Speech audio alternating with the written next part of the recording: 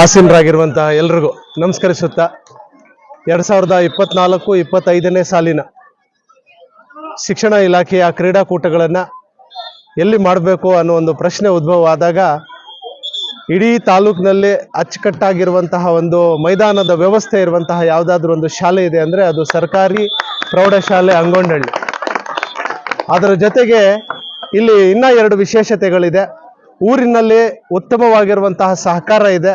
ಊರಿನವರು ಎಲ್ಲರೂ ನಾವೆಲ್ಲರೂ ಒಂದೇ ಅನ್ನೋದನ್ನ ಒಂದು ಗ್ರಾಮವನ್ನ ಒಂದು ಕುಟುಂಬದ ರೀತಿಯಲ್ಲಿ ಭಾವಿಸಿ ಒಂದು ಗ್ರಾಮದ ಹಬ್ಬವನ್ನ ಹೇಗೆ ಆಚರಿಸ್ತಾರೆ ಆ ರೀತಿ ಹಬ್ಬದ ರೀತಿಯಲ್ಲಿ ಕ್ರೀಡಾಕೂಟವನ್ನ ಆಚರಿಸ್ತಾ ಇದ್ದಾರೆ.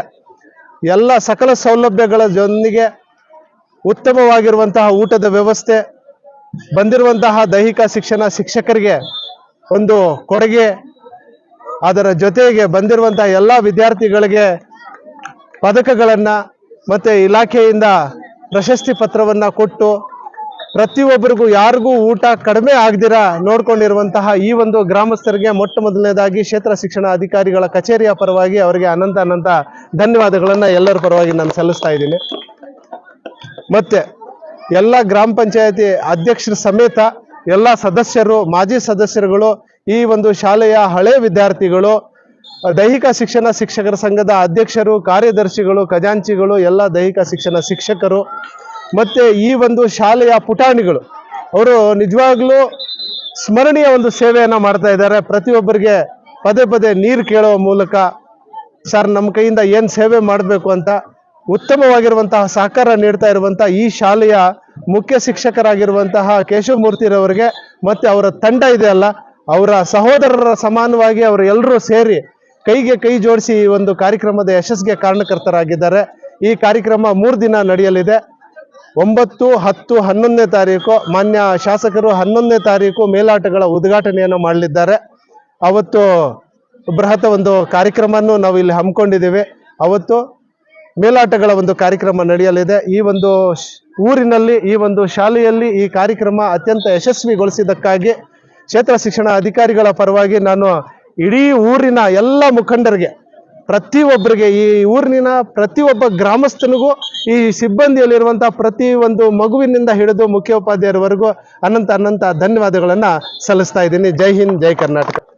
ಕ್ರೀಡಾಕೂಟಗಳು ನಮ್ಮ ದೇಶದಲ್ಲಿ ಕ್ರೀಡಾಕೂಟದ ವಿಚಾರದ ಬಂದಾಗ ಎಲ್ಲೋ ಒಂದು ಕಡೆ we are not A sporting country. ಭಾರತದಲ್ಲಿ ಕ್ರೀಡಾಕೂಟ ಅಂದರೆ ಕೇವಲ ಕ್ರಿಕೆಟ್ಗೆ ಸೀಮಿತವಾಗಿಬಿಟ್ಟಿದೆ. ಕ್ರೀಡಾಕೂಟ ಕ್ರಿಕೆಟ್ ಒಂದೇ ಅಲ್ಲ, ಕ್ರಿಕೆಟ್ ಇದೆ, ನಾನಿಲ್ಲ ಅಂತ ಹೇಳೋದಿಲ್ಲ. ಕ್ರಿಕೆಟ್ ಜೊತೆಯಲ್ಲಿ ಸಾಕಷ್ಟು ಕ್ರೀಡಾಕೂಟಗಳಿದೆ. ಒಲಿಂಪಿಕ್ಸ್ನಲ್ಲಿ ಇವತ್ತು ನಮ್ಮ ಸ್ಥಿತಿಗತಿ ನೀವು ಎಲ್ಲರೂ ನೋಡಿರ್ಬೋದು. ಯಾವ ಸ್ಥಾನದಲ್ಲಿ ಇದ್ದೀವಿ ನಾವು ಅಂತ. ನಮ್ಮ ಜನಸಂಖ್ಯೆಗೆ ನಮಗೆ ಬಂದಿರುವಂತಹ ಪದಕಗಳಿಗೆ ಬಹಳ ಅಜಗಜಾಂತರ ವ್ಯತ್ಯಾಸ ಇದೆ. ಯಾಕೆ ಇದು ಆಗ್ತಾ ಇದೆ, ಯಾಕೆ ಈ ಲೋಪ ಆಗ್ತಾ ಇದೆ ಅಂದರೆ ಪ್ರಾಥಮಿಕ ಹಂತದಿಂದ ನಾವು ಯಾವುದೇ ಕಾರಣಕ್ಕೂ ದೈಹಿಕ ಶಿಕ್ಷಣಕ್ಕೆ ಆದ್ಯತೆಯನ್ನು ನೀಡ್ತಾ ಇಲ್ಲ. ದೈಹಿಕ ಶಿಕ್ಷಣ ಶಿಕ್ಷಕರ ಸಂಘದ ಹೋರಾಟ ನಡೀತಾ ಇದೆ. ಮೊನ್ನೆ 29ನೇ ತಾರೀಕು ರಾಷ್ಟ್ರೀಯ ಕ್ರೀಡಾ ದಿನಾಚರಣೆ ಸಂದರ್ಭದಲ್ಲಿ ಫ್ರೀಡಂ ಪಾರ್ಕ್ನಲ್ಲಿ ಮಳೆಯಲ್ಲಿ ಕೂಡ ನಾವು ಧರಣಿಯನ್ನು ಮಾಡಿದ್ವಿ. ವಿಶೇಷ ಏನಂದ್ರೆ ದೈಹಿಕ ಶಿಕ್ಷಣ ಶಿಕ್ಷಕರನ್ನ ಪ್ರಾಥಮಿಕ ಶಾಲೆಗಳಲ್ಲಿ ನೇಮಕ ಮಾಡಿ ಮಗುಗೆ ಪ್ರಾಥಮಿಕ ಹಂತದಲ್ಲಿ ದೈಹಿಕ ಶಿಕ್ಷಣ ಸಿಕ್ಕಿದೆ ಅಂದ್ರೆ ಖಂಡಿತವಾಗ್ಲೂ ನಮ್ಮ ದೇಶಕ್ಕೆ ಒಂದು ಪದಕ ಖಚಿತ ಅಂತ.